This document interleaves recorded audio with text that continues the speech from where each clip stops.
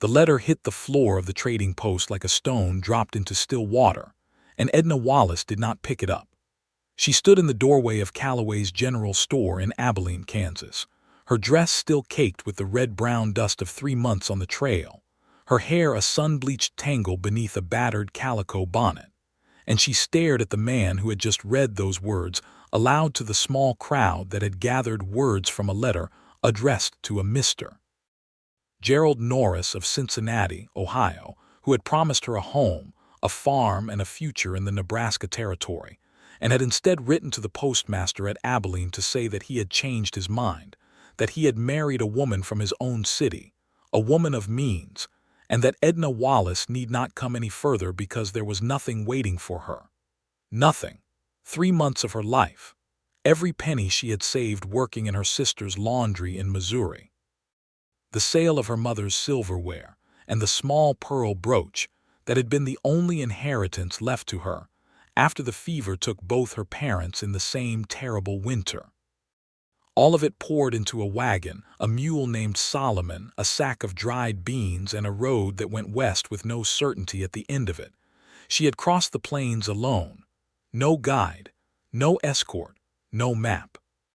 She had read the sky like other women read scripture, tracked the rivers from memory and instinct, bartered with traders along the Smoky Hill route, survived a week of storms in the open grassland with nothing but the wagon canvas between her and the wrath of God, and she had arrived in Abilene, Kansas, in the September of 1872, with her chin up and her eyes burning with something that was not quite hope anymore but refused to be despair.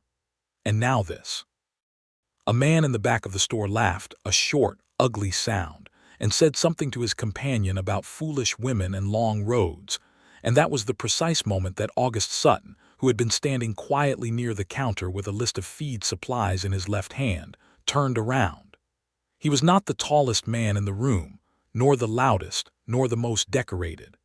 He wore a working man's shirt, worn at the elbows, and a hat that had seen better seasons. He was 31 years old, lean and weathered from years of cattle work and open sky, with dark eyes that missed very little, and a jaw that was set now with something that looked an awful lot like controlled fury. He looked at the man who had laughed. He looked at Edna Wallace. And in the years that followed, August Sutton would say many things about many people, but the thing he said about Edna Wallace, the thing he said more often than anything else, to anyone who would listen, with a quietness in his voice that made the words land heavier than any shout, was that she was the bravest person he had ever known in his life. But on that September afternoon in Abilene, he did not say it yet. He simply walked across the room, picked up the letter, folded it carefully, and handed it back to her without a word. She took it without looking at him, and that was how it began. The year was 1872, and the western plains of Kansas were a place of relentless contradiction, breathtaking and brutal, wide open and suffocating, full of possibility, and littered with the wreckage of things that possibility had destroyed. The cattle drives were still in full force along the Kishom and Western trails, and Abilene itself was in the peculiar middle stage of a cow town's life, no longer the wildest place in the territory, but not yet tamed enough to feel safe after dark. The railroad had come through years before and changed everything, and now the town existed in that strange tension between frontier roughness and the creeping formality of civilization. Edna Wallace had grown up in Hannibal, Missouri, the daughter of a schoolteacher father and a mother who had run a laundry with the precision of a military operation. She was 26 years old, which in 1872 meant that she was considered by the social standards of the time to be something of a puzzle, unmarried, no family left, no property, but possessed of an education that made her dangerous in the eyes of men who preferred their women grateful and quiet. She was not grateful and she was not quiet, but she had learned to be careful, which was a different and more useful thing. After the scene in Callaway's store, she had walked out to the edge of the main street and stood there for a long moment calculating her situation with the same systematic practicality she had used to plan her crossing of the plains. She had $11.40. She had a wagon, a mule, and approximately 2 weeks of supplies. She had no husband, no destination, no one waiting for her anywhere on earth. She had not cried. She had turned around and walked back into the store and asked old Mr. Calloway if he knew of any work in town, and Mr. Calloway, who was a decent man despite the catastrophic lapse in judgment that had led him to read that letter aloud, told her that the schoolhouse had been without a teacher since spring and the town committee had been arguing about it for months. August Sutton was leaning against the counter. He did not look at her when he spoke. He addressed his words to the feed supply list in his hand, in the manner of a man who does not want to seem like he is interfering. "The committee meets Thursday," he said. "At the church. You go before sundown and Reverend Alcott will at least hear you out." Edna Wallace looked at the side of his face for a moment. "I don't recall asking you," she said. "No," he said. "You didn't." He put his list on the counter and left. She went to the committee meeting on Thursday. She got the job. The schoolhouse was a single-room building on the north end of town, drafty and dusty and short on supplies, with 12 students ranging in age from 6 to 14, several of whom had not been inside a classroom in over a year and had consequently developed opinions about the necessity of education that were colorful and firmly held. Edna threw herself into the work with a ferocity that startled the town committee and terrified the children into a grudging respect within a week. She was boarding with Mrs. Clara Hennessy, the widow of a former cattle buyer, in a small room on the second floor of her house on Elm Street, paying with a portion of her teaching salary and spending her remaining evenings mending her dress, reading the 2 books she had carried across the plains in her wagon, and trying not to think about Gerald Norris or the life she had imagined for herself in Nebraska. She thought about it anyway. The betrayal was not purely personal. It was the kind of betrayal that reached back through time and touched all the plans and decisions she had made in the 2 years since her parents died. The correspondence with Gerald had felt like a lifeline, a reasonable solution to an impossible situation, and she had invested in it not just financially but emotionally, in the private way that a careful woman invests in something when she cannot afford to let herself invest openly. She had let herself imagine it. She had permitted herself, in quiet moments, to think about what a farm in Nebraska would smell like in the spring. That was the part that humiliated her more than anything, not the wasted money, not the long road, not the public reading of the letter. It was that she had let herself hope. August Sutton ran a cattle operation 6 miles outside of town, on a patch of land he had been working for 4 years. Having come down from Colorado after a brief and unsuccessful attempt at silver mining in 1868.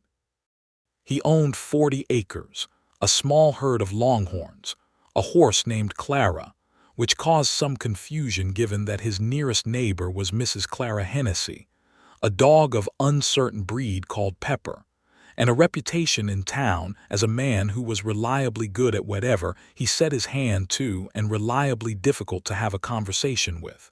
He was not unfriendly.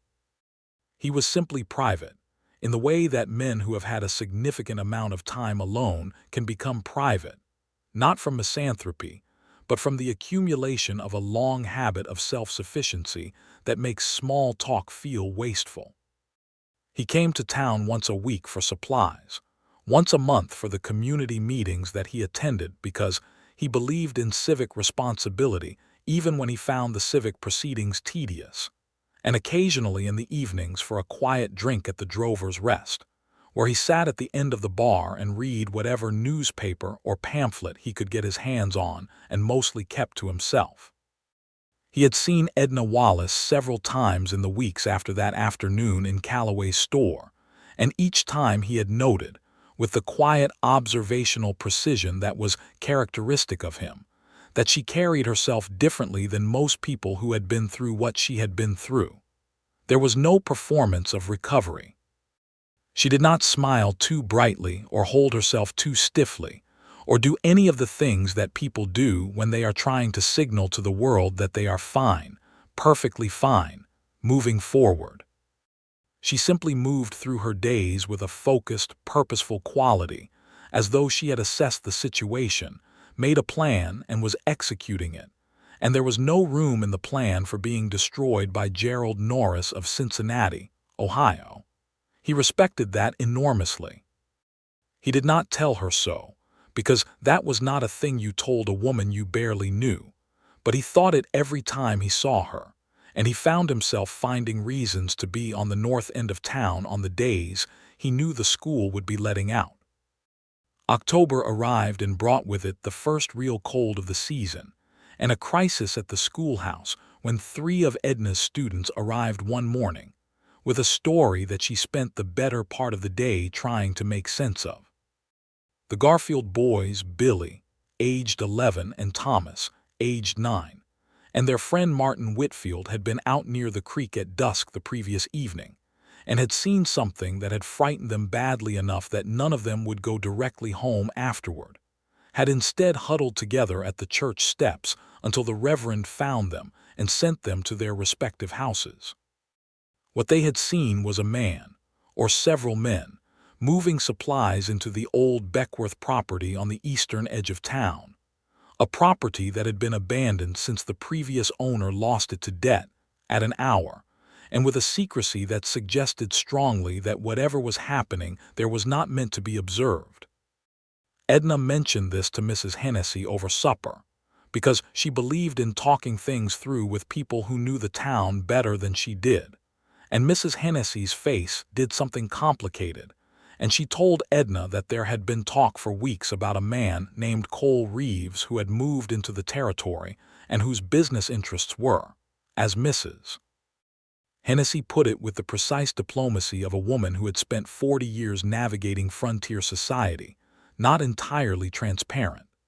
Edna filed this information away and decided it was a matter for the sheriff, whose name was Lester Cobb, and who had a reputation for being effective when he chose to apply himself, which was a qualification that gave her some concern. She was walking toward the sheriff's office the following morning when she nearly collided with August Sutton outside the hardware store. He caught her by the elbow, more reflex than intention, and they both stopped. "Sorry," he said. "It was my fault," she said, which was true. She had been looking at the notes in her hand and not at the street. They stood there for a moment in the brisk October air, and then she said, because she had been thinking about the Beckworth property and because she had already decided that August Sutton was someone who noticed things, "Do you know a man named Cole Reeves?" The change in his expression was subtle, but it was there, a slight tightening around the eyes, a fractional shift in the set of his jaw. "Why?" he said. She told him about the boys and what they had seen. He was quiet for a long moment, looking at the middle distance in the way he had when he was thinking something through. "Don't go near the Beckworth place," he said. "I wasn't planning to," she said. "I was going to the sheriff. Cobb knows about Reeves," he said, "has for weeks. He's been watching and waiting for enough to act on. Your information might help." "Then I should still go," she said. "Yes," he said, "you should." He looked at her directly then with an honest, level gaze that she found unexpectedly steadying. "The boys weren't in danger last night," he said, "but they shouldn't go back there. Can you make sure they understand that? I'm their teacher," she said. "Making sure children understand things is what I do." Something shifted in his expression, not quite a smile, but something adjacent to it, something warm and briefly unguarded. "Right," he said.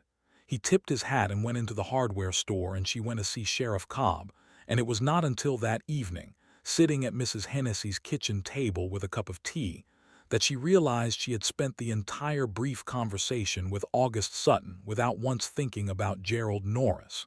She thought about that for a while.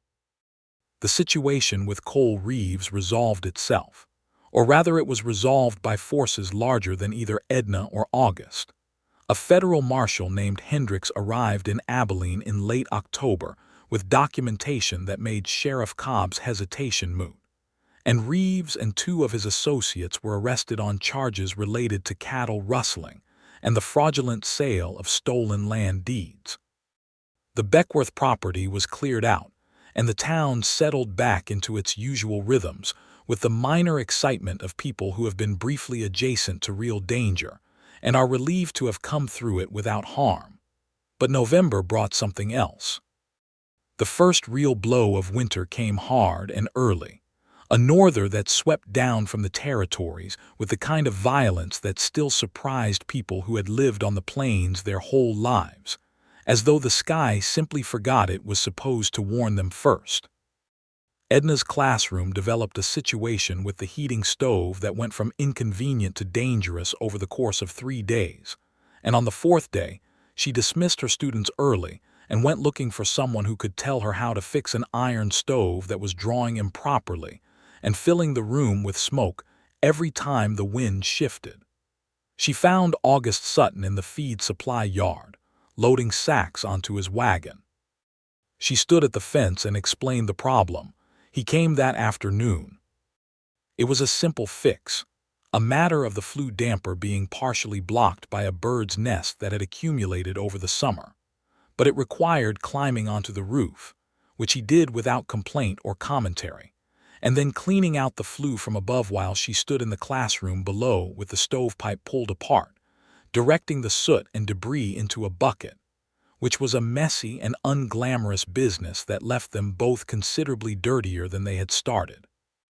When it was done and the stove was drawing cleanly, and the room smelled of fresh wood smoke and cold air rather than the acrid gray fog it had been producing all week, Edna stood in the middle of her classroom and looked at the state of her hands and her dress and said, "I am deeply grateful and also covered in creosote."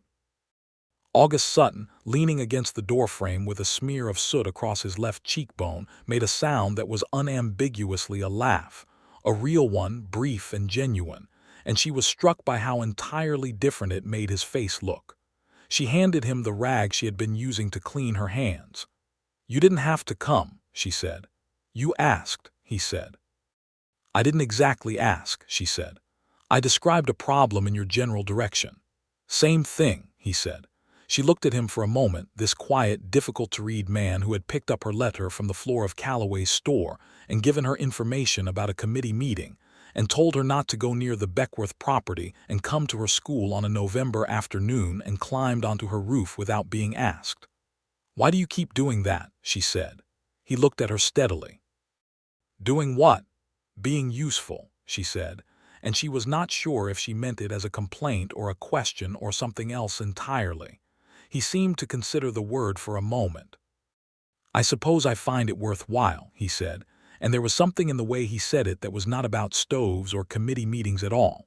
She felt something shift in her chest, slow and significant, like a great piece of land settling after a long tremor. She looked away first. "Thank you," she said, "for the stove."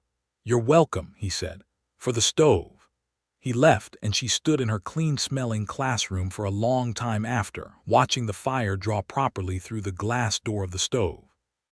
November became December, and December was cold and brilliant and full of the particular beauty of the plains in winter. The sky, enormous and blue-white above the frozen ground, the light falling in long gold sheets across the grass. Edna taught her students and mended her dress for the 4th time and wrote letters to a former colleague in Missouri who had once mentioned an opening at a school in Lawrence, keeping her options open with the systematic carefulness that had become the central habit of her self-preservation. She also, in the evenings, when Mrs. Hennessy was asleep and the house was quiet, began writing. She had always written. Her father had been a man who believed that writing was thinking, that putting words on paper was the only way to understand what you actually believed, and she had kept a journal since she was 14. But what she found herself writing in those December evenings was different, less a record of events than an attempt to make sense of the experience of the crossing.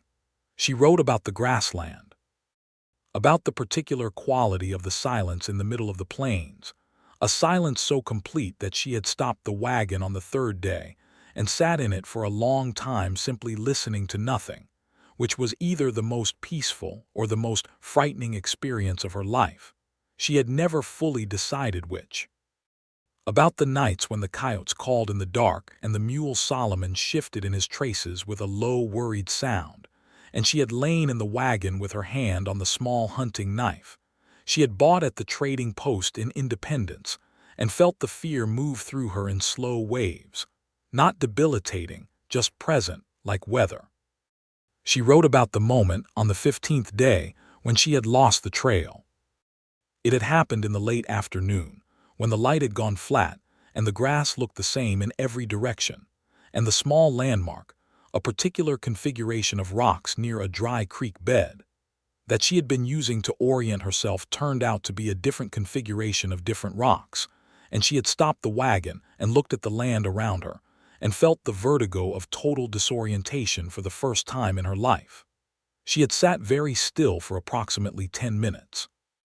Then she had calculated the position of the sun, estimated the time, thought about the general direction she had been traveling, looked for the faint dark line on the horizon that she believed was tree cover along a watercourse, and started moving again in what she calculated was roughly the correct direction. 3 hours later she had found the trail again, or a trail, one she was fairly confident led in the direction she needed to go. She wrote about the relief of that moment as something almost physical, as if the tension had been a weight she had been carrying that was suddenly set down. She wrote about how, in the months since arriving in Abilene, she had sometimes had trouble making herself feel afraid of ordinary things because her internal scale for danger had been permanently recalibrated by the experience of the crossing. A difficult committee meeting was not frightening. A confrontational parent was not frightening. A heating stove full of soot was, if anything, almost comfortable in its small-scale specificity. She was rereading these pages one evening in late December when Mrs. Hennessy knocked on her door and told her that there was a gentleman downstairs asking for her, a Mr. Sutton from out on the Dry Creek Road, and that he had brought something. Edna came downstairs. August was standing in Mrs. Hennessy's parlor holding a wooden crate with both hands and looking slightly uncomfortable in the domestic setting, like a man accustomed to large open spaces who found enclosed rooms slightly confounding. "I found this in Calloway's," he said. "He was going to store it in the back. Thought you might want it for the school." She looked in the crate. It was full of books. 20, maybe 25 of them. A miscellaneous collection of the kind that accumulates when people moving on from one life to another leave behind the things too heavy to carry: novels, an almanac, a battered volume of natural history, several school readers of various levels, a book of American poetry. She lifted the natural history volume and opened it. "Where did Calloway get these?" she said. "Estate sale from the Moorfield family. They were selling up and heading back east. He bought the whole lot for $1 and didn't know what to do with them." "How much did you pay for them?" she said. "That's not relevant," he said. She looked at him. "August," she said, and it was the first time she had used his given name, and they both noticed it, a small shift in the air between them. $3, he said, which was less than they were worth. "I'll pay you back," she said. "You'll put them in the school," he said, "and that will be sufficient." She set the natural history volume down and looked at the rest of the books for a moment, turning them over in her hands, and she felt something swell in her that was not simply gratitude, something more complicated and more personal. "Come to dinner," she said. He looked startled. "Mrs.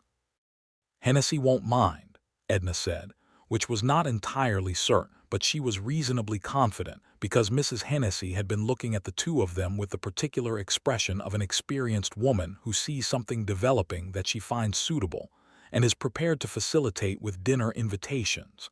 "She made a pot roast this afternoon, and there is far more than the two of us can eat." August Sutton stood in Mrs. Hennessy's parlor with his hat in his hands for a moment. "All right," he said. "That dinner lasted 3 hours. They talked about the crossing." He asked, carefully and without prurience, about the route she had taken, and she told him, and he knew enough about the terrain to be able to follow the account with the kind of engaged attention that made a person feel genuinely heard rather than merely listened to.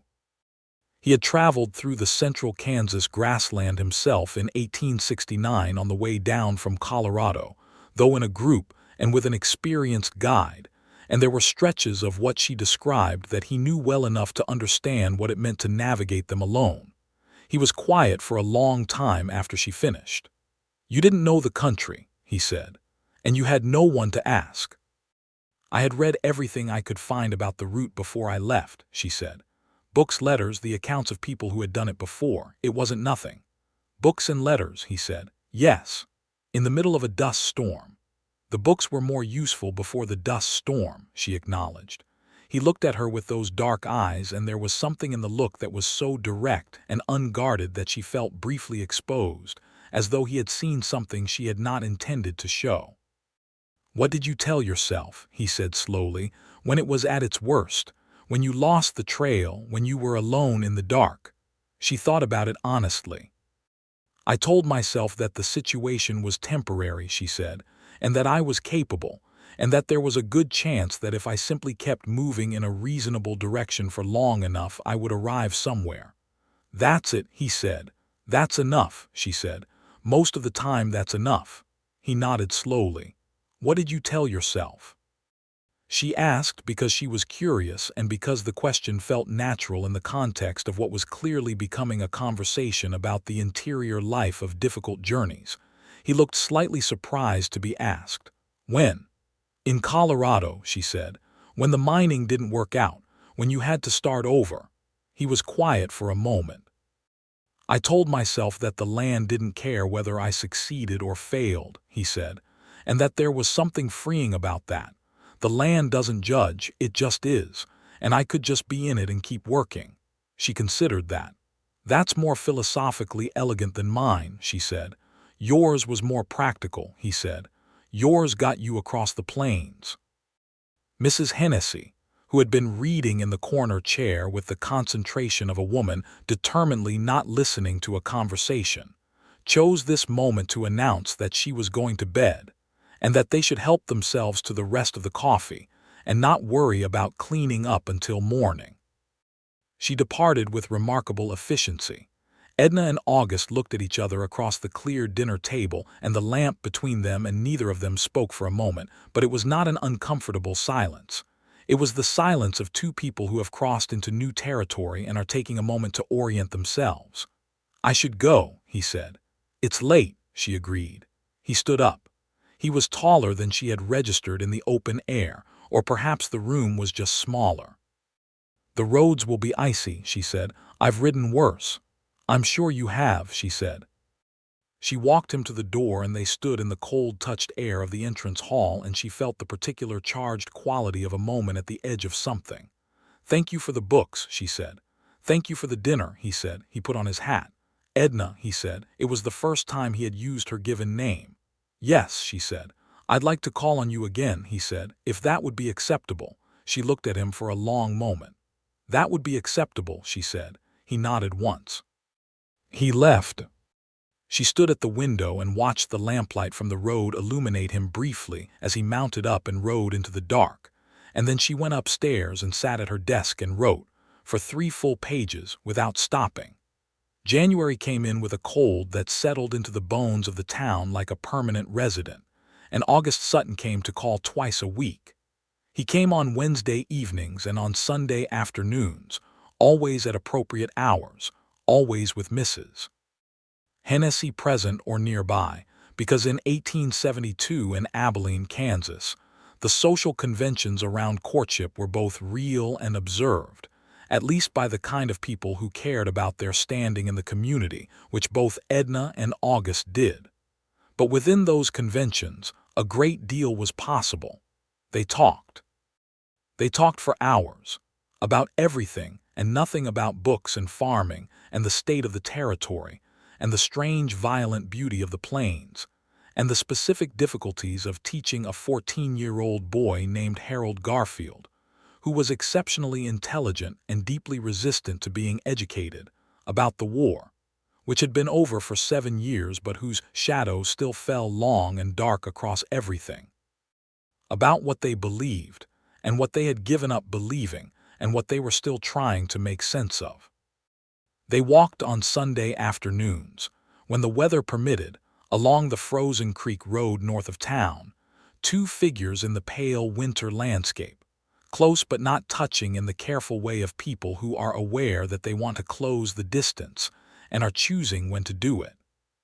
He told her about his family, a father who had been a blacksmith in Ohio, a mother who had died when he was 12, two brothers he rarely corresponded with and was not entirely estranged from but not close to either, a gap between the life he had been expected to lead and the life he had actually chosen that had never been fully reconciled. There was something in that telling that she recognized, the particular weight of a person who has followed their own path and paid for it in the currency of other people's disappointment.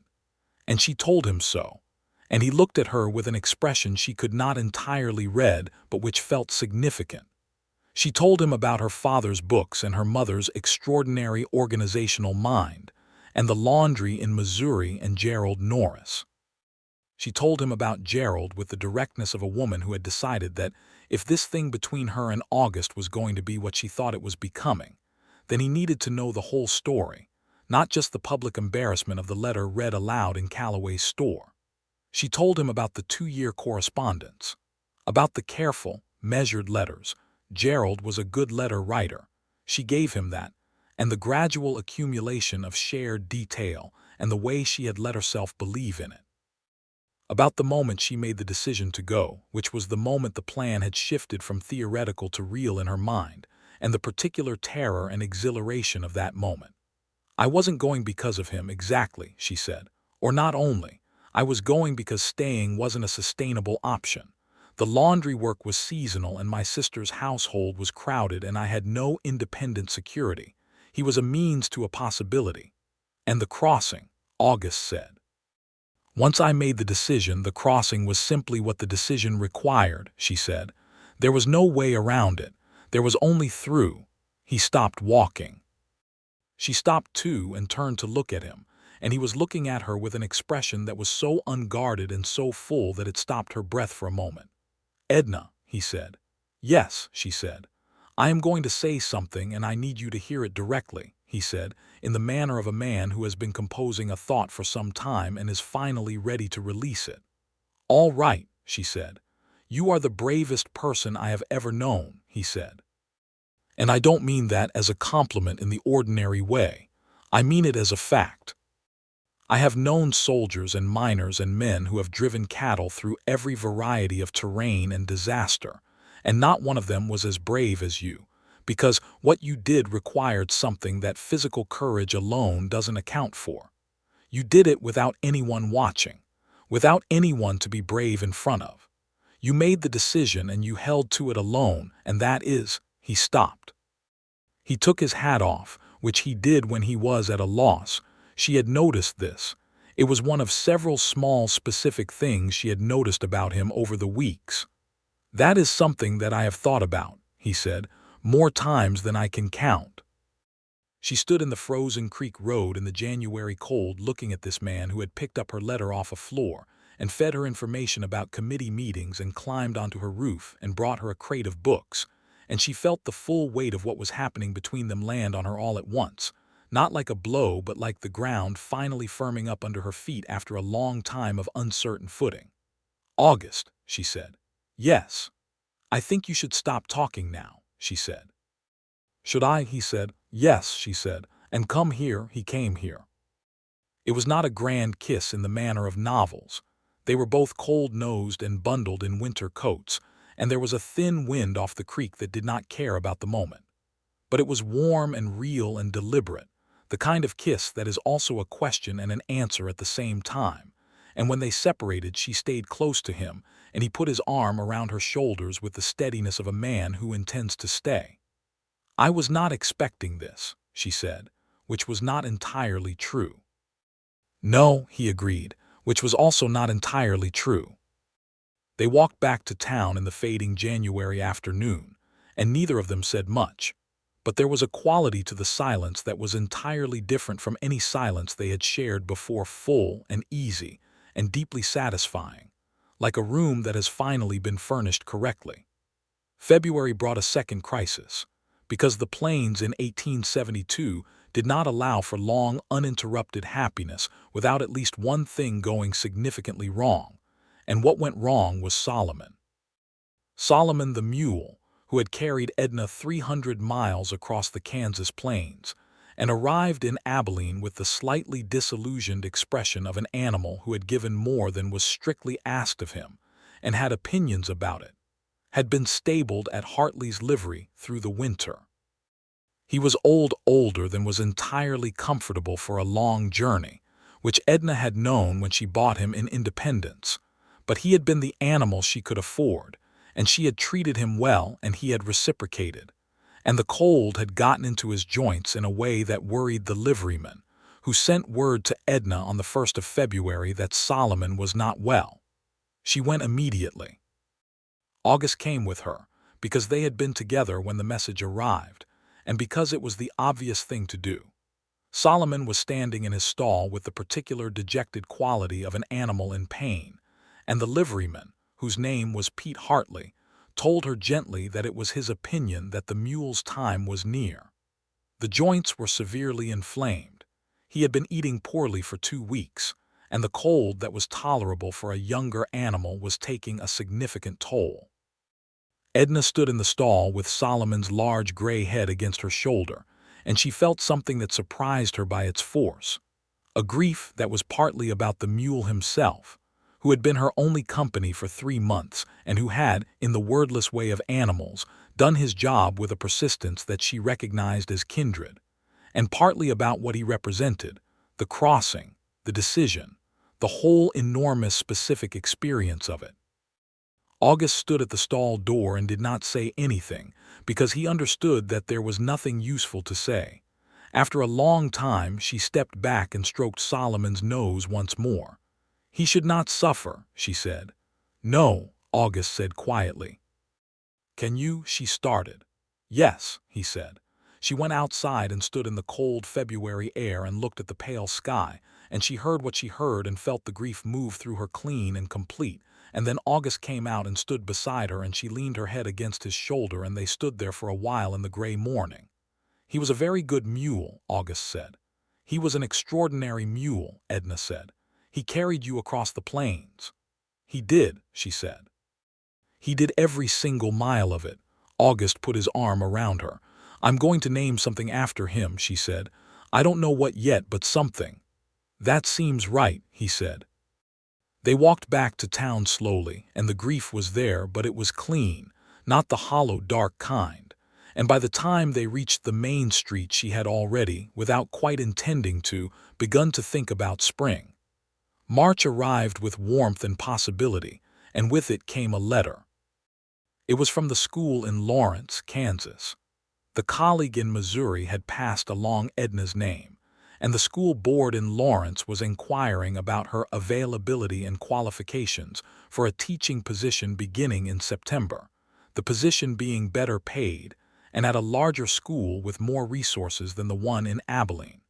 She sat with the letter for 2 days before she told August. She told him on a Sunday afternoon sitting on the porch of Mrs. Hennessy's house in the first real sun of spring, and she handed him the letter and watched him read it. He read it twice. He handed it back. "It's a good opportunity," he said. "Yes," she said.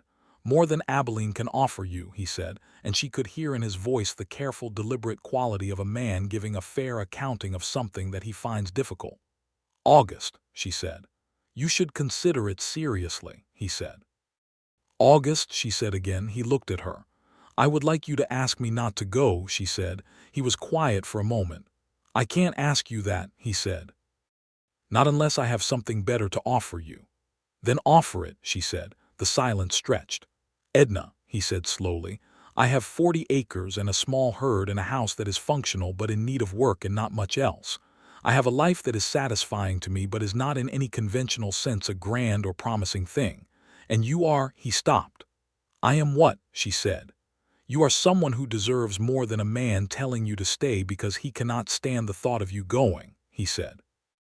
"You deserve someone asking you to build something with them, asking you honestly and clearly, knowing what they're asking. And I want to ask that. I do. But I want to be sure." "August Sutton," she said, and her voice was firm and warm and direct in the way he had come to know was characteristic of her at her most certain. "I crossed 300 miles of open plains alone to reach a life I was going to have to build from almost nothing. I am not afraid of hard work or an imperfect house. I am afraid of exactly one thing in this situation." "What?" he said. "Leaving," she said. He looked at her for a long time. Then he reached across the space between the porch chairs and took her hand. "Then stay," he said. "Please stay. And not just stay, marry me. Build it with me. The house needs work and the herd needs growing and the whole thing needs someone with your specific kind of stubborn practical intelligence. And I need you. Specifically and exactly you." She looked at their hands. She looked at him. "Yes," she said. "Of course, yes." The spring of 1872 moved into the summer of 1873 with the particular pace of people who are building something together. And building is the right word for what Edna and August did in those months, not just in the literal sense, though there was a great deal of literal building as well. They were married in April of 1873 at the church in Abilene, in a ceremony officiated by Reverend Alcott, who had originally admitted Edna before the town committee, and who found the whole development satisfying in the deep structural way of a man who believes in narrative rightness. Mrs. Hennessy cried at the wedding in the pleasant, productive way of a woman who has been expecting this outcome and is gratified to see it come to pass. Edna wrote to the school in Lawrence and declined with a letter that was warm and detailed enough that the board responded with an offer to keep her name on file, which she appreciated. She wrote to her sister in Missouri, with whom her relationship was cordial if not intimate, and told her about the marriage. Her sister wrote back with something close to relief, which was its own kind of commentary on the situation, and Edna chose to receive it charitably. She moved out to the farm on Dry Creek Road. The house was, as advertised, in need of work. It was a one-room structure with a separate cookhouse, a small barn, 2 corrals, and the 40 acres that August had been working with a hired hand who came 3 days a week, and whose name was Joaquin Torres, a Mexican-American man of 35 whose family had been in the territory for 2 generations and who was, in Edna's assessment, formed over several weeks of careful observation, one of the most competent people she had ever met. She told August this. He said, "I know. He's the reason the herd is as good as it is," she said. "You should pay him accordingly." He said, "I do," she said. "Good." The first summer on the farm was a revelation. She had not grown up farming, and she had not pretended to August that she knew farming, but she knew how to learn things and she knew how to work, and she threw herself into the life of the farm with the same fierce, systematic practicality that had carried her across the plains. She learned to read the land the way she had learned to read the sky on the crossing, as a thing that had its own language and its own logic that could be understood if you paid attention. She kept a kitchen garden that expanded rapidly because she found that her understanding of soil and drainage and the specific needs of different plants, once she began actually working with them, was better than she had expected. August, who grew wheat and kept cattle, was not particularly surprised by this. He told her one evening, expected her to be good at whatever she put her mind to. "That's a considerable amount of confidence," she said. "It's based on evidence," he said. They had the kind of marriage that develops between people who are both genuinely interested in each other and genuinely interested in the work they share. Not a perfect marriage, because neither of them was perfect, and there were arguments, particularly in the first year. About money, she wanted to spend more on the house than was immediately practical. And about communication, he tended toward silence when he was troubled, and she found this maddening. And about the specific question of what they were building toward, whether the farm was the destination or a starting point. But the arguments, when they happened, had the quality of productive friction rather than destructive conflict, because at the bottom of everything was a foundation of mutual respect and genuine admiration that neither of them took for granted. In the fall of 1873, a family arrived in the territory and settled on the parcel of land adjacent to the north fence of August's property. Their name was Avery James and Martha Avery, with 3 children and a grandmother, and the specific brand of exhausted determination that marked people in their first year of farming life. They had come from Ohio, and they were struggling. Edna noticed this and organized what she later described, to August's amusement, as a neighborhood intervention, which in practice meant arriving at the Avery property with a basket of food and practical information about the specific challenges of the local soil and the location of the nearest good water source, and the name of the dry goods merchant in town who gave honest weight. Martha Avery, who was 27 and had been carrying the weight of the move and the children and the new farm with the tight-lipped endurance of a woman who had not had anyone to talk to in months, burst into tears when Edna arrived. Edna set the basket down and sat with her for an hour. They became, in the way of women who find each other in the middle of difficult country, close friends, the kind of friendship that forms quickly because the conditions require depth rather than ceremony. August watched this with quiet satisfaction. "You've been managing this whole territory for months," he said one evening, "and you never once asked anyone's permission." "Why would I ask permission?" she said. "No reason," he said, with that particular tone that meant he found something deeply right about the way she operated. She threw a dish towel at him. He caught it. The winter of 1873 into 1874 was milder than the previous year, and the farm had its first real successful season. The wheat crop was good, the herd had grown to a respectable size, and Joaquin had brought in his brother-in-law, a man named Felix Domings, to help with the spring work, which meant that August could begin the expansion he had been planning for the house. They built a second room and a proper front porch and rechinked the walls against the winter wind, and Edna supervised the building with such thoroughness that the carpenter August hired from town remarked privately to several people that Mr. Sutton's wife had strong opinions about the placement of windows, which was perfectly true and also exactly right, because the placement of windows determines the quality of light in a room, and quality of light matters. In the spring of 1874, Edna found out she was expecting a child. She told August on a Tuesday evening after supper, sitting on the new front porch in the last light, and his response was not the composed, measured reaction of a man who had been maintaining careful emotional equilibrium. His response was to stand up quickly enough that his chair tipped back and then stand very still looking at her with an expression so completely open and undone and full of joy that she felt her own throat tighten unexpectedly. "Edna," he said. "Yes," she said, "I know." He sat back down. He took her hands. "Are you?" he started. "I am very well," she said, "and very certain and not at all frightened." "I might be slightly frightened," he said. "August Sutton," she said, "you survived the Colorado silver mines and 4 Kansas winters and have built a herd from nothing in the middle of the frontier." "That," he said, "was considerably less consequential." She laughed. He held her hands and looked at her and said, in the quiet voice that she knew meant he was being entirely serious, "You are going to be remarkable at this." "Oui," she said. "Oui," he agreed.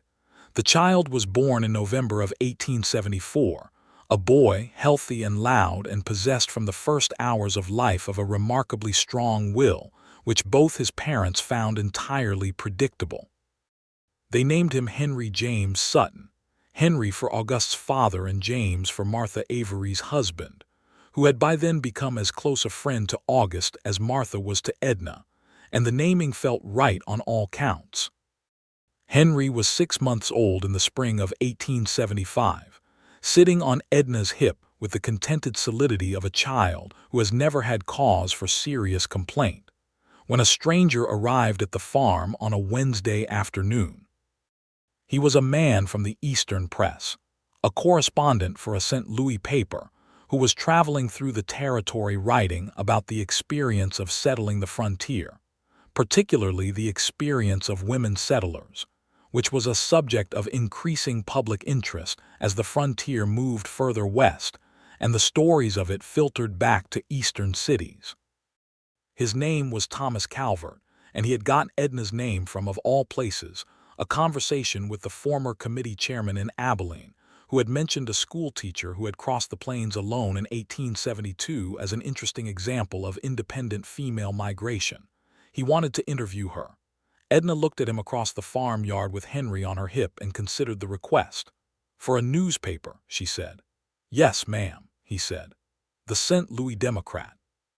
It would be a feature piece about the experience of women on the frontier."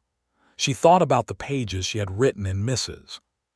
Hennessy's house in December of 1872, the careful account of the crossing, the attempt to put it into words that would carry the actual weight of the experience. "Come inside," she said. "I'll put the coffee on."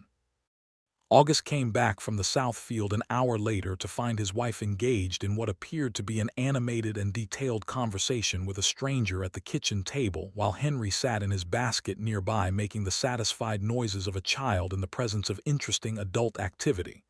He stood in the doorway for a moment. Edna looked up. "August," she said, "this is Mr. Calvert. He's writing an article about women settlers.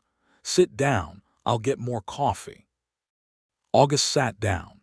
He listened to the conversation for the next hour with the quiet, attentive quality that characterized him, asking the occasional question himself, and by the end he had formed the opinion that Thomas Calvert was a decent journalist and that the article, if Edna agreed to it, would be worth the time. He told her so that evening after Calvert had gone to spend the night in Abilene. "It's your story to tell," he said. "You tell it better than anyone could." "You heard me describing the crossing," she said. Do you think people will understand it?" "I think," he said, "that people who have never left the city will read it and not understand it. And people who know anything about the plains will read it and feel seen, and both of those things are valuable." She was quiet for a moment. "There's something I want to include," she said. "Something about what it means to cross that kind of distance alone, not the practical details, the other thing, the interior thing." "Then include it," he said. "You won't mind," she said. "It's personal. Some of it is about arriving in Abilene, about that day in Calloway's store." He looked at her. "Edna," he said, "that day in Calloway's store is the best day of my life. Include whatever you like." She threw her arms around him, which was something she did when she was moved, and which he had come to treasure as one of the specific physical expressions of a woman who was in general not given to excess sentiment, but who was, when she felt deeply, entirely unreserved about it. He held her. The article was published in the St. Louis Democrat in August of 1875. Edna wrote the whole piece herself, 5,000 words on the experience of the crossing and the arrival in Abilene, and Calvert ran it almost entirely as she had given it to him with his own framing note at the beginning and end. It was picked up by 2 other papers in the following weeks, one in Chicago and one in Cincinnati, which Edna noted with a small private satisfaction, given that Cincinnati was the city of Gerald Norris, and it generated a volume of reader correspondence that Calvert described in his letter to her as unprecedented for a feature of its kind. The letters came to the paper, and Calvert forwarded them. They came from women mostly, women in cities and on farms and in territories all across the middle of the country, and they were letters that said, in various ways and with various degrees of articulateness, that they had read her account and recognized something in it. Edna read every letter.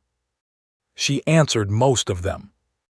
August found her at the kitchen table one October evening with a stack of correspondence and a lamp burning low, writing, and he set a fresh cup of coffee beside her without comment and went back to his account books, and the room was companionably quiet and full of the good solid sounds of a working house, the fire, the wind, Henry shifting in his room down the hall, and it was, Edna thought without fully articulating it to herself, exactly what she had imagined when she imagined a life that was actually hers. The years moved. 1876 brought a second child, a girl this time born in July, fierce and wide-eyed from the first day, whom they named Clara Rose Sutton, Clara for the horse and the widow both, and rose for no particular reason except that it suited her. August held his daughter with the particular careful amazement of a man who has become accustomed to the specific wonder of his children, and finds it does not diminish with repetition. And Edna watched him and felt something so warm and complete that she had no adequate language for it, and did not try to find one. Joaquin Torres married in 1876, a woman named Anna from the town of Salina, 20 miles west, and August and Edna attended the wedding and danced, which August did competently though not gracefully, and Edna did with the focused enjoyment of someone who had not had much occasion for it, and intended to make the most of it now. The farm grew. August brought in a second hand, a young man named Daniel Webb, who was 20 years old and from Missouri, and who reminded Edna faintly of what she imagined August had been like before the Colorado mines, and the Kansas winters had finished the process of shaping him. She was kind to Daniel in the particular way she had been kind to her students, which was to say direct and demanding and fundamentally on his side, and he responded the way most people responded to being treated like their best self, by gradually becoming more like it. The school in Abilene went through 2 more teachers in the years after Edna left it, and in 1877, the town committee sent a delegation to her door to ask if she would consider taking the position back on a part-time basis to help train and establish the new teacher, a young woman named Rose Addison who was 22 and capable, and who simply needed guidance. August said nothing, which was his version of loud support. Edna took the position. She spent Tuesday and Thursday mornings at the school through the spring of 1877, riding in on the horse she had named Solomon II Solly, informally, with Henry on the saddle in front of her, until he was old enough to ride his own small brown pony, which he had named Captain, and which he treated with the fierce personal loyalty of a child who has been told, repeatedly, by his mother, that you treat animals well because they are depending on you. Rose Addison was a quick study and a natural teacher, and by the fall she was managing entirely on her own, and Edna returned to the farm full-time with the satisfaction of a woman who has handed something valuable to someone worthy of it. In 1878, there was a drought. It was not the catastrophic kind, not the kind that breaks a farm entirely, but it was a serious summer with a dry spring and a hot June and July that turned the grass brown and tested the wells, and required the kind of careful water management that consumed an enormous amount of thought and energy. August worked from before dawn to after dark through those months, and Edna worked beside him, and Joaquin and Felix and Daniel worked, and the farm came through it with the herd reduced but not devastated, and the wheat yield at about 60% of a normal year, which was survivable. The drought had consequences beyond their own farm. Several of the smaller operations in the area were harder hit, and the Avery family was among them, losing a significant portion of their stock and coming close to having to sell and move on. Edna organized another neighborhood intervention, this time larger and more systematic, a 3-day work gathering that brought together 6 farm families, pooling labor and resources for the Averys in a way that was both practically effective and one of the more moving things Edna had witnessed since coming to Kansas. She wrote about it in the letter she sent to a women's magazine in St. Louis that had been soliciting pieces from her since the original article in the Democrat, and the piece ran in the September issue under the heading Community as Survival, a letter from the Kansas Plains, and it was, in the opinion of the editor, among the finest pieces they had published that year. Martha Avery, reading it in her repaired and restocked farmhouse in October, cried for the second time in front of Edna Wallace, and this time Edna cried too, a little, because 1878 had been hard enough that it had earned it. 1879 was better. The rains came back, the herd was rebuilt, and August came home one evening in the late spring with the quiet but evident satisfaction of a man who has been to town and come back with something. He set a letter on the table. It was from a land agent in Abilene, and it concerned the 40 acres adjacent to the south fence of their property, which had been vacant for 2 years since the previous farmer had sold up and moved to Kansas City. "It's going to go to auction in August," August said. "I'd like to bid." Edna looked at the letter. 80 acres, she said. "With the extra pasture we could double the herd within 3 years," he said. "The money," she said. "We have it," he said, "or near enough. Callaway's been offering to buy a stake in the wheat operation for 2 years, and I've been saying no. I think it's time to say yes." She looked at him. "You've been thinking about this for a while," she said. "A while," he said. "And you waited until you had the whole plan assembled before you told me," she said. He had the grace to look slightly self-aware. "Old habit," he said. "August," she said, with the measured patience of a woman who has been having the same conversation about his tendency toward silence for 6 years and is not precisely annoyed so much as firmly consistent. "We talk about things before they are complete plans. That is how this works." "Yes," he said. "The Callaway stake is fine," she said. "The land is the right move. And next time you have been thinking about something for a while, you tell me while you are still in the middle of thinking it." "Yes," he said again. "Good," she said. She picked up the letter.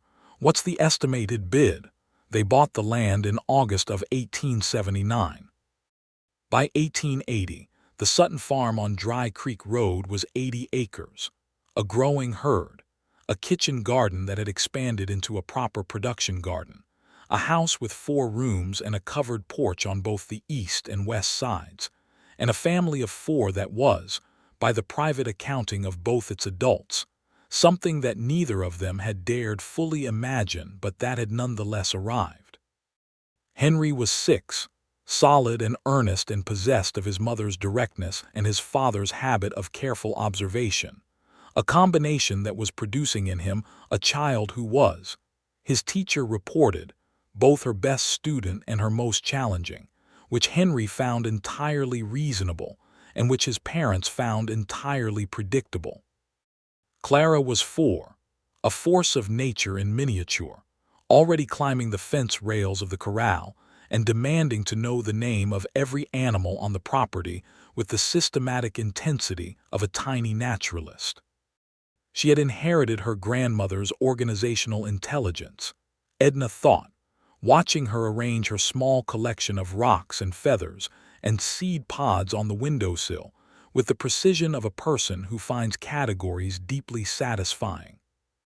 On a Sunday afternoon in September of 1880, August and Edna sat on the east porch as the evening light came in long and golden across the grassland, and Henry was inside reading one of the books from the original crate that August had brought to Callaway's store 9 years ago, and Clara was in the yard making a complicated arrangement of sticks whose purpose had not been fully explained and did not need to be. And the land stretched out around them in the particular beauty of the Kansas plains at the end of a good season. August had a newspaper in his lap, but he was not reading it. He was looking at the land. Edna was mending one of Henry's shirts and also not particularly focused on it. "I've been thinking," August said. She looked at him. "About this time I'll tell you while I'm thinking it," he said, rather than after. She set down the mending. "All right," she said. "I've been thinking about what we've built," he said, "and I've been thinking about where it might go, and I keep coming back to the same thing." "Which is," she said. He was quiet for a moment, looking at the land. "I am profoundly happy," he said, "and I want you to know that. I want to say it out loud because I am aware that I do not always say the things I should say out loud, and this is one of the things that should be said." She looked at him for a long time. "August Sutton," she said. "Yes. I crossed 300 miles of open plains alone in a wagon with no map," she said, "and I arrived in a store in Abilene where a man I had never met picked my letter off the floor and told me about a committee meeting, and then he climbed onto my school roof and brought me books and asked me to stay, and I have been here ever since." She paused. "I know something about good decisions. This is the best one I ever made." He reached across and took her hand. "You're the bravest person I know," he said. "I need you to know I still think that every day." "It wasn't bravery," she said. "It was stubbornness." "It was both," he said. "It was both," she agreed. Clara came across the yard and climbed the porch steps and inserted herself between them with the complete confidence of a child who has never had cause to doubt her welcome, and August lifted her onto his lap without releasing Edna's hand. Henry came to the door. "Mama," he said, "what does traverse mean?" "It means to cross something," she said, "a distance or a difficulty." "Like what you did," he said, with the matter-of-fact directness of a 6-year-old who has heard the story more times than he can count and finds it as naturally extraordinary as any other fact of the world he has been born into. "Like what I did," she said. He considered this for a moment, nodded with satisfaction, and went back inside. Clara put her head against August's chest and looked up at the sky. The evening light moved across the land. The fall of 1880 brought with it a development that Edna had not anticipated but found herself ready for a letter from a publisher in Kansas City, a man named Emmett Ward, who had read the pieces she had published in the St. Louis papers over the years and wanted to know if she had ever considered gathering them into a book. She had, in fact, considered it.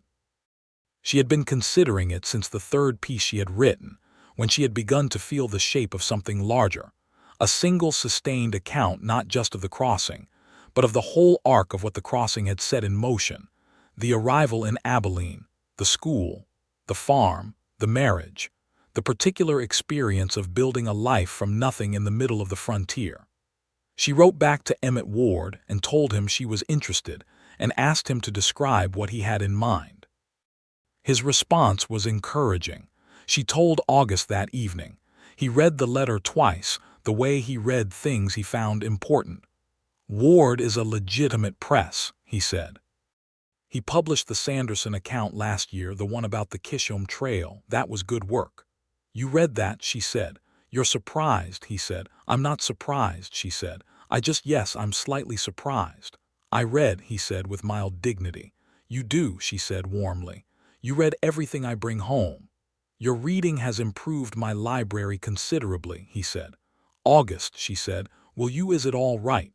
The book would be about all of this. The crossing, yes, but also the farm. Also you. I won't write anything that isn't mine to write, but Edna," he said. "Yes. Write everything," he said. "All of it. It's yours. All of it is yours." She began writing in earnest that winter. She wrote in the mornings before the children were up, in the kitchen with the stove going and the first light coming gray through the east window, the house quiet around her in the particular silence of early morning on a farm. She wrote at night after supper when August was reviewing the stock accounts and the children were in bed. She wrote on Sunday afternoons when the weather was too rough for anything else, filling page after page in the close, careful handwriting that was a legacy of her schoolteacher father's belief that a thing was not clearly written if it was not clearly thought. The book took shape over the winter and spring of 1881. It was not a simple account. It was something more complicated, part memoir, part observation, part meditation on what it means to cross a distance alone and what arrives when you reach the other side. She wrote about the plains with the accumulated knowledge of a woman who had spent 9 years learning to read the land, and there were passages that August read when she showed him sections that stopped him entirely, made him sit with them the way you sit with something that puts into words a thing you have known but not been able to articulate. "This part," he said, one evening, pointing to a passage about the specific quality of the silence in the middle of the grassland. "This is exactly right. You know it," she said. "I know it," he said, "but you made me see it." She sent the manuscript to Emmett Ward in June of 1881. His response arrived in August. He wanted to publish it. He proposed the title she had already settled on in her own mind, Across, A Woman's Account of the Plains, and he suggested a press run of 500 copies, which was modest but reasonable for a first book from an unknown writer, and he offered terms that her practical nature assessed as fair and that August, who had reviewed them with the focused attention of a man who had taught himself basic contract principles, because the frontier required it, agreed were acceptable. She wrote back to accept, Henry, who was 7 and already an enthusiastic reader, asked his mother what a press run was. She explained it. He thought about this. "So 500 people will read about you crossing the plains," he said. "If we're lucky," she said. He appeared to find this exactly correct. "Good," he said. "They should know." "Should they?" she said, curious about what he meant. "Yes," he said, with the simple certainty of a child who has grown up with the story as a foundational fact of his world. "Because it was important." She looked at her son for a moment, this solid, earnest, observant boy who was so precisely himself that she sometimes found the fact of him still quietly astonishing. "Yes," she said. "It was." The book was published in March of 1882. The press run was expanded to 800 copies before publication when Ward's advance orders came in stronger than expected. The St. Louis papers reviewed it warmly. The Kansas City paper called it the most authentic account of frontier life by a woman since the early pioneer narratives. A letter came from a woman in Chicago who said she had read it 4 times and given copies to 3 friends who were considering making their own journeys west. Edna received each piece of this news with the quiet satisfaction of a person who has made something that does what it was intended to do. August was privately and immensely proud in the way that he was privately and immensely proud of most things she did without fanfare deeply, as a fact. He told the men in Abilene about it. He told Joaquin. He told Pete Hartley at the livery and Mr. Calloway at the store and Reverend Alcott at the church and Daniel Webb, who had by then been working the farm for 6 years and had become something close to family. He told all of them with the same quiet, deliberate tone, as though he wanted to be certain the information was correctly registered. He did not make a speech about it. He just made sure everyone knew. Edna found this out gradually through the cheerful reports of various townspeople, and when she understood what he had been doing, she felt so specifically and precisely loved that she went home and told him so. "You've been telling everyone," she said. "I mentioned it," he said. "August, Pete Hartley said you spent 15 minutes explaining the publisher to him." "He was interested," August said. "You are," she started. "I am proud of you," he said, with the directness that he had learned over 9 years to deploy when it was needed. "Entirely and completely proud of you, and I see no reason not to let people know." She kissed him. He held her. Outside, Henry and Clara were in the yard in the spring light, engaged in a complicated game that involved the fence rails and 2 of the barn cats and a set of rules that existed entirely in Clara's imagination and which Henry was gamely attempting to follow. The land was green. The herd was large and healthy. The house was solid. And the woman who had crossed the plains alone, with no map and no certainty and nothing but her own stubborn courage to guide her, stood in the kitchen of the life she had built and felt, in the deepest and most permanent part of herself, that she had arrived. Not just in Kansas, not just on this farm, but in the life itself, the real one, the chosen one, the one that was hers.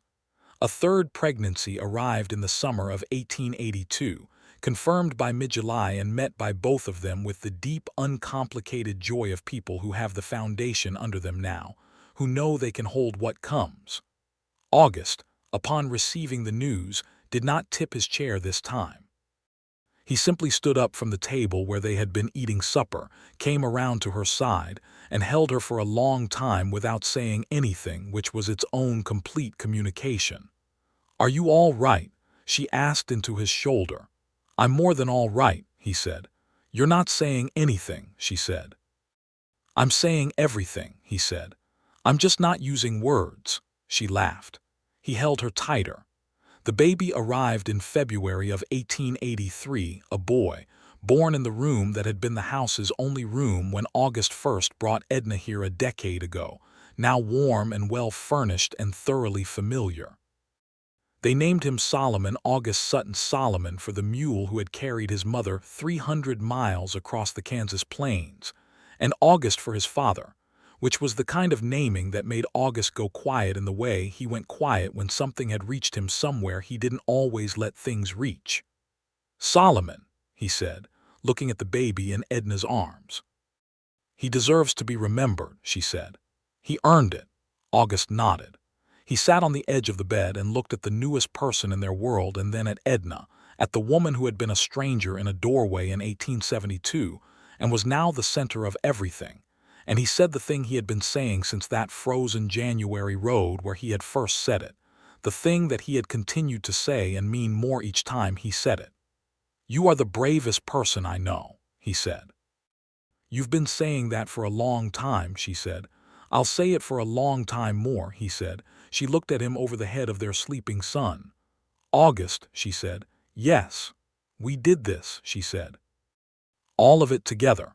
"We did," he said. "That is the thing I want people to understand," she said.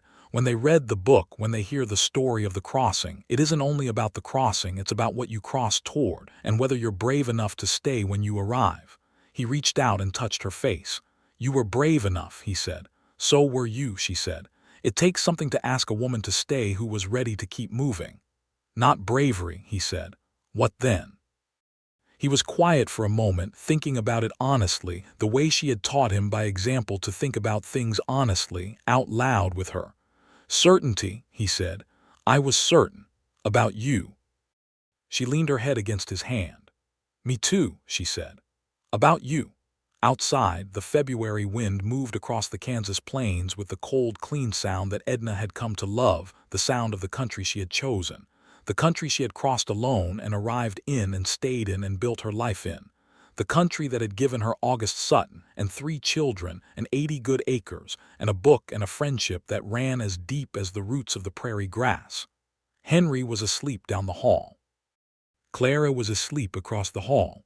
Solomon August Sutton slept in his mother's arms. And the land stretched away in every direction under the February stars, enormous and indifferent and beautiful, the same land that had tested her and held her and refused to give her any guarantees, and she had crossed it alone and arrived, and it had been worth every mile, every single one.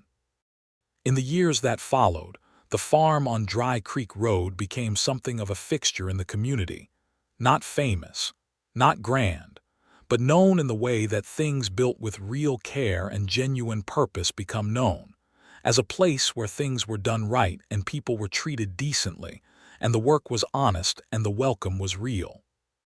Joaquin Torres and his wife Anna had 4 children, and 2 of them eventually worked for August, and the extended network of families connected to the Dry Creek Road farm became a small community unto itself, the kind of thing that develops organically on the frontier when the people who have done the hard early work are both practical and generous. Edna's book went into a second printing in 1884. She wrote a second book, shorter, a collection of essays about farming life and community, and the particular experience of the Kansas plains through the seasons, which Ward published in 1886, and which was received with the warm recognition of people who find their own experience articulated in someone else's words. She continued to contribute pieces to the St. Louis paper through the 1880s, writing about the drought and the recovery, about the communities that formed and the ones that failed, about the railroads and their consequences, about the women she knew whose stories were as remarkable as her own and who were not writing them down. Several of those women began writing them down. August read all of her work. He had opinions about it that he shared directly and honestly, and she valued those opinions in the way she valued all of his observations, as the thoughts of a person who was both genuinely interested and genuinely honest, and who had no investment in telling her something was better than it was. Henry grew into a young man who was, by the time he was 15, already a better farmer than most men twice his age, with his mother's systematic intelligence and his father's feel for the land. He was also, to everyone's mild surprise and his own calm certainty, interested in law, having absorbed a quantity of books and newspapers over his childhood that had given him a deep and serious interest in the question of how a society organized itself, and whether it did so fairly. Edna found this entirely logical. August found it quietly delightful. Clara grew into herself with the same force she had brought to the arrangement of sticks in the yard at age 4. She was interested in everything, formidably opinionated, and deeply kind in the way that people who feel things strongly are sometimes kind, as though the force of their feeling extends in all directions and cannot help but include other people. She had her mother's directness and her father's patience when she chose to deploy it, which was not always. Solomon was 6 in 1889, a quiet child with a serious face who had, from the time he could sit up and look around, been paying extraordinary attention to the world in a way that made both his parents occasionally feel slightly observed. He was gentle with animals in the way that Edna had been told she herself was, and he had given names to every significant animal on the property by the time he was 4, including 3 of the horses and both of the barn cats and a particular longhorn steer, who had a distinctive marking on his left shoulder that Solomon had named Captain, apparently unaware that his older brother had given the same name to his first pony 12 years earlier. Henry, informed of this, said it was probably hereditary. The summer of 1889 was the summer that Kansas entered the national conversation more loudly than usual. The populist movement was building. The economic pressures on farming families were real and growing, and the territory that had been the frontier when Edna arrived was now in the middle of its own complicated evolution into something more formally organized. The issues of land rights, fair prices, railroad monopolies, and the rights of farming families were being argued in newspapers and meeting halls across the state. Edna was writing about all of it. She had been writing about these things for years, but the essay she wrote in the summer of 1889 had a different quality, sharper, more political, more explicitly concerned with justice and the distribution of power. She had been watching the farmers around her struggle against forces that were not about their skill or their work, but about the structure of markets and the influence of capital, and she had opinions about this that were informed and fully formed and needed to be expressed. August read the most pointed of these pieces and said, "This is the best thing you've written." She was slightly startled. "You think so?" she said. "It's true," he said, "and you've said it clearly. Those are the 2 things that matter." "It might make some people angry," she said. "Good," he said. "Some people should be angry. The question is whether the anger does something useful." She looked at him. "When did you get a political philosophy?" she said. "I've always had one," he said. "I just don't generally inflict it on people." "You should inflict it on more people," she said. "I'll leave that to you," he said. "You're better at it." The piece was published in the fall of 1889. It generated, as she had predicted, a degree of controversy and also a significant volume of positive response from the farming communities across Kansas who recognized in it an articulation of their own situation. A woman's organization in Topeka wrote to her and asked if she would be willing to speak at a gathering in November. She went. August came with her. She spoke to a room of 200 women and men for 45 minutes about the crossing and what it had taught her, and what the plains had taught her, and what she believed about the capacity of ordinary people to survive and build and persist in the face of systems that were not designed with them in mind. And when she was done, the room was quiet for a moment before the response came, and the response was the kind that told you something real had landed. On the road back from Topeka in the November dark, the wagon lamp swaying in the cold, August reached over and took her hand without looking away from the road. "There you are," he said. "What?" she said. "There is the woman who crossed the plains," he said. "That's who was in that room tonight." She looked at him. "She was always here," she said. "I know," he said. "I just like seeing her that clearly." She leaned her head against his shoulder. The wagon moved through the dark Kansas night. The stars above the plains were extraordinary, as they had always been, as they always would be, too many to count, indifferent to all human endeavor, and somehow because of that indifference deeply comforting, as though their constancy was its own kind of promise. Edna looked up at them. She thought about the night she had slept under those same stars on the crossing, alone in the wagon, 3 days past the town of Ellsworth with the trail ahead of her and the whole uncertain future ahead of that, and she thought about what she would have told herself then if she had been able. She would have told herself, keep going. She would have told herself, it gets more than you imagined. She would have told herself, there is a man in Abilene who will pick your letter up off the floor. She did not say any of this aloud because it would have required too many words to carry properly, and the night was cold, and the wagon was warm, and August's shoulder was solid under her head, and some things were better held. She held this. The farm waited for them in the dark, lights visible from a mile out. Henry had left the lamp burning in the window, the way she had told him to, the way her mother had always kept a lamp in the window when someone was coming home.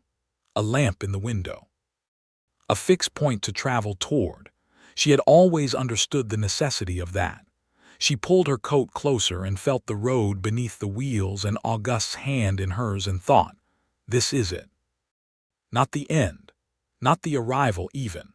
Just the continuing the best possible thing, the thing she had set out to find when she crossed the plains alone, the thing that had been waiting, strange and specific and entirely hers at the other end of the road. The wagon rolled home through the Kansas dark. The lamp burned in the window, and the plains, enormous and patient and endlessly beautiful, held them all gently in the cold, clear, starlit night.